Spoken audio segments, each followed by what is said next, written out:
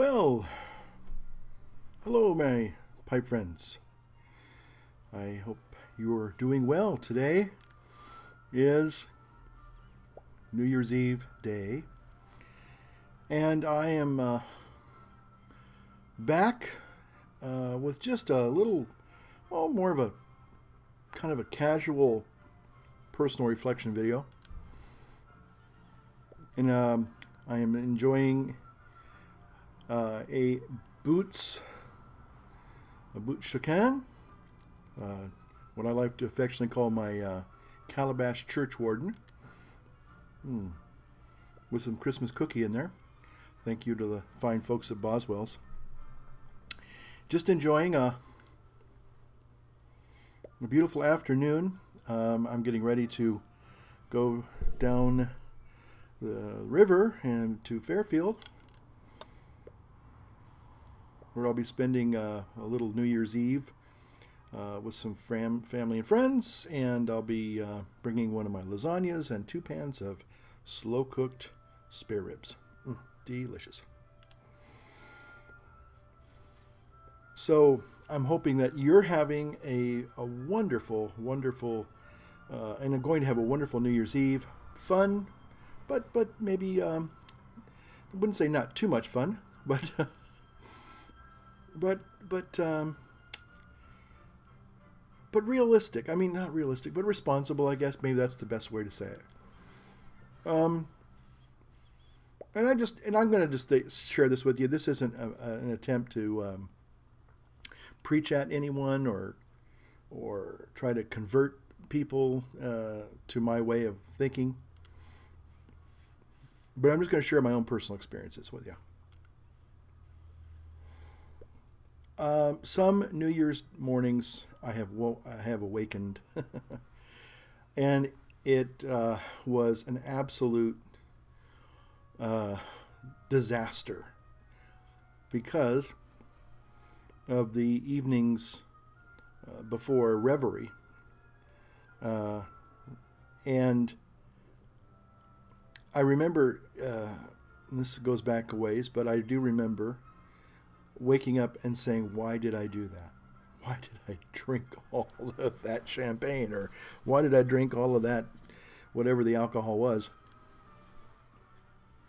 And now I'm sick on New Year's Day, the very first, and kind of a very important day of obviously the new year. And I'm not telling people not to drink.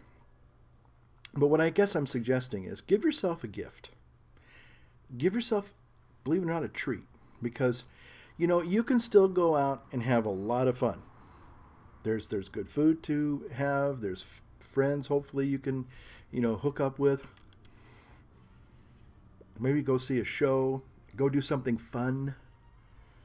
But if all you do is just, you know, keep drinking, you know, and to be honest, there is, you know, alcohol can be really magical. But the problem is there's a big price tag to pay for that magic the next day. And I'm just telling you from personal experience. I've done both. Okay, I've done, you know, drinking New Year's Eve parties. And I've done, you know, non-drinking New Year's Eve parties. I've done, you know, drink at home and feel sorry for yourself New Year's Eve. Or I've been at home and have enjoyed a quiet, serene, peaceful evening. Maybe watching an old movie, eating a favorite dessert, you know, talking to friends on the phone that I haven't talked to in a long time. And I will tell you, without a doubt, that the next morning that I wake up, the mornings that I wake up on New Year's Day and my head is clear and I'm not in pain and I can get up and go do something, even if it's kind of early in the morning, you know. Oh, those New Year's days have been the absolute best, you know. I mean it. I mean, I can't tell you. There's just no comparison. And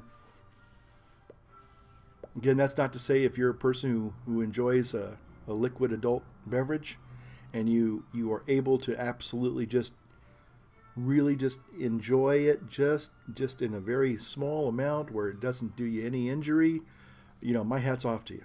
I salute you. But for most people, a lot of young people, is that they just, that tail will wag the dog for sure. They'll just get um, they can get into trouble really easily before they know it. And especially here in good old California, I think if you're going out, don't even use any mouthwash, because I think that's going to put you over the limit. I really think that, I guess it's maybe a beer and a half or 2 glasses of wine, and you're going to be showing a 0.08, I should say. It's just not worth it. Yeah, not to mention all the other problems that sometimes come with alcohol. So again, if you're drinking responsibly, this isn't meant for you. But I guess what I'm trying to say is, if you want to give yourself a wonderful New Year's Day present, try just not doing it. If you're waking up in the past. Now, if this is you, and you're the only one that will know this. If you had New Year's days where you have woke up in pain, sickness, confusion, your favorite friend, and the first friend you meet in the morning is the wonderful porcelain commode, Ralph. Been there, done that, so I'm not making fun of you. But I just say, just give it a thought, because I tell you what, there's been a couple of early on when I said, I'm not going to drink tonight. And part of me was going to say, oh, I'm going to feel so alone, and no one's going to want me to come to their party or whatever it is, or but the next morning, I always go, wow, I hear the birds singing. They're not making noise. I feel good for the most part. I still am old, and so when I wake up, I hurt a lot anyway. Just one less hurt, So that's all I wanted to share with you, because I think you can give that gift to yourself. That's one of the few gifts that we can actually give to ourselves. And I'll tell you what, it can have probably a profound effect on your whole new year. You wake up sober, without a hangover, and your whole first day of the new year just has a whole different look to it. Even if you're kind of going through some hard times right now. Maybe you're kind of wondering about your job or your relationship. Whatever it is that you're kind of wondering, a little maybe worried about or anxious about. The one thing you won't worry about the next morning is, what did I say last night? What did I do last night? You won't have to worry about the community peace officer, asking you to step out of your car. I'm asking to breathe in a little tube, kind of similar to this. You can avoid, if nothing else. Now, if you want to give, like here in California, it's about $10,000 to $12,000 now if you get a DUI. So if you want to give your local municipal government $10,000, I just say wake up New Year's Day and write a check to them. You can do that. It's simpler. You don't have to worry about being bailed out of jail. Something to think about. Well, why am I here? Well, just to share. Absolutely gorgeous day outside. About another hour and a half, we'll be driving down the road, as I said. But just thinking about the new year, the old year, life in general. I look around right now and just so much clutter. And I'm really hoping to take this next week off and go through a real early spring cleaning, kind of get things where I feel things are manageable. Because right now, excuse me, I've just accumulated a lot of stuff that I have accumulated over a few years. A lot of it I don't use anymore. A lot of it's outdated software. I could point up there and show you Final Cut Pro 6. That's like 6-7 years ago. It's a great program. but it's been replaced by Final Cut Pro 10, and there is no box for Final Cut Pro 10. It's just a download from an app store. But the original Final Cut Pro Studio was this big, huge box with manuals and discs and all sorts of stuff. Again, great program, and they've upgraded it, but things are much more simpler and more digital. I'm grateful for my little pipe collection I got. But like what I do is, and this is something, I don't know if you've done this, but what I'll do is I'll buy, a brand new pipe. I bought this pipe last year. Now this pipe, for some reason, is very appealing to me. Plus it is an excellent smoking pipe. Excellent smoking pipe. But a lot of pipes, for example, where's a pipe that I've only smoked maybe once? Oh. Okay, here's a pipe. Here's a good example. Here is a wonderful Dunhill billiard. I probably bought this in the first part of the new year. Now, it's not to be confused with my recent billiard that I just bought from the 1930s restored. I think this is from the 1960s. You can kind of tell because of the grain, the sandblast is a little, it's not as deep and craggy as an earlier Dunhill, but still, this is a good smoking Dunhill. I really enjoyed it. Oversized bowl. I've always liked the oversized bowls. I paid, even though it's an estate pipe, it's in really good condition. I did pay a good chunk of change to get this Dunhill.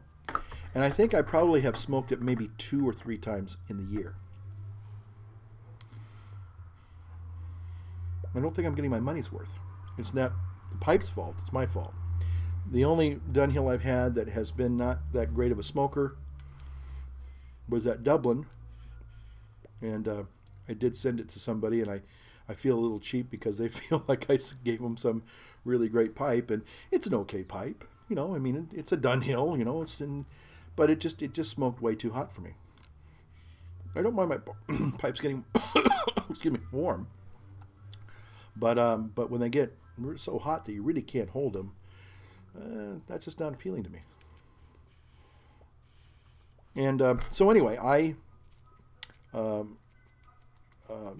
that, and I tried, and it's funny, even though it didn't really smoke all the way, I think I smoked that one probably more than anything towards the end. It's sort of like my love affair, my love-hate relationship with Haunted Bookshop. Matches 860 if you're watching. You're my inspiration for that.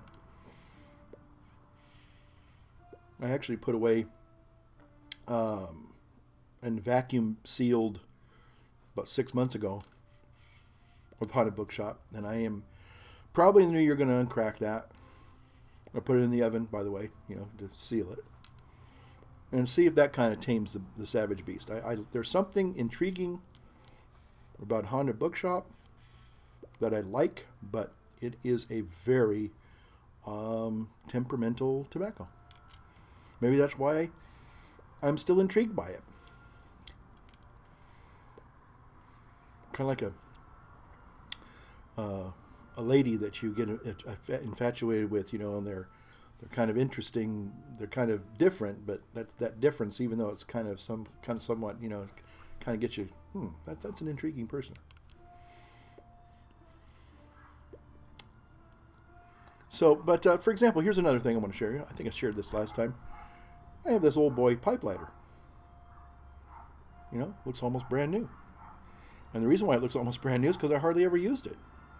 I bought it about 25, 30 years ago, and I just kept it in the case and just took it with me. It's sort of like people buy me pocket watches sometimes, or I've even bought a pocket watch for myself every now and then. But I hardly ever use it. So this year, as I resolve to maybe do things a little bit differently, and again, I have to realize that I am who I am. You can't teach a lot of new tricks to this old dog. Doggone it. But I think I'm in a point where I can maybe experiment with saying, okay, I've tended to hoard. I'm kind of a hoarder person. I hold on to almost everything because you never know when you might need that scrap of paper that has somebody's phone number on it. It's here somewhere. I know it's here somewhere. Okay. Or being really fearful of the future. Look out for that financial cliff! Ah! And so, bookcase with those two extremes of the past and the future, which we really don't occupy, I miss the present a lot. And I'm thinking that I should take a leaf out of Herman's book and try to practice that mindfulness. The problem is I really don't have a mind, so it's kind of hard for me to do that. I don't mind because I don't have a mind. But I do enjoy sharing these ideas and my feelings and thoughts with you guys from time to time. And because this is kind of my last video of 2012, I probably am going to maybe make a new resolution in the new year to see if I can keep all my future videos for 2013 under 5 minutes. I know some of you said, you can't do it. You can't do it. Well, we'll see. We'll see. Personally, I'm going to not be that sorry to see 2012 go.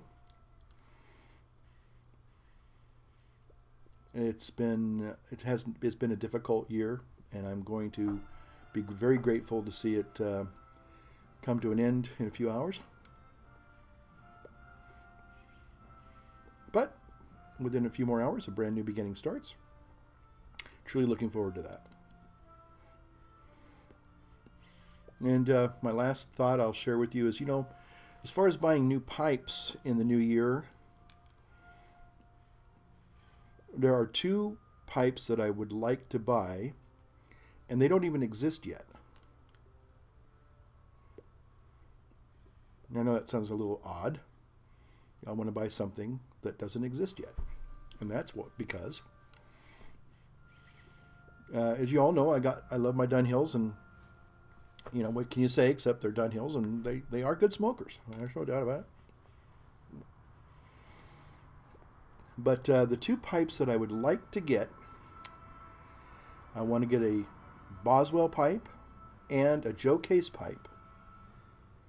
And I'm going to ask both of these gentlemen if they would make me a cherry wood. And I have another pipe maker out there who is working on also making a cherry wood for me. But these are real pipe makers that I think are, obviously part of the community to some degree or another. And I'd like to support them. Oops.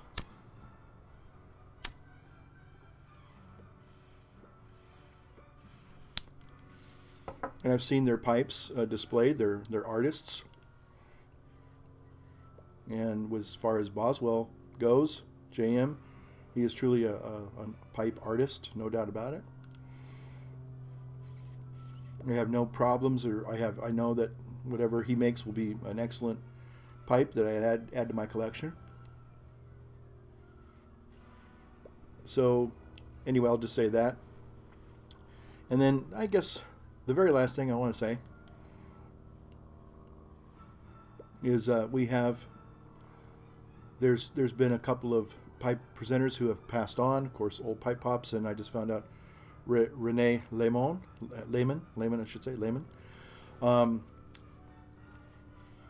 Fortunately, their channels are still up, and we can still enjoy their wonderful videos.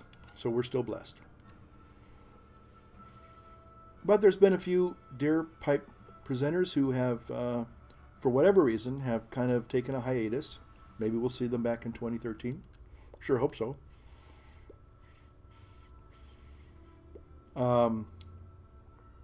But as some guys exit the stage, other guys come in. Gals too.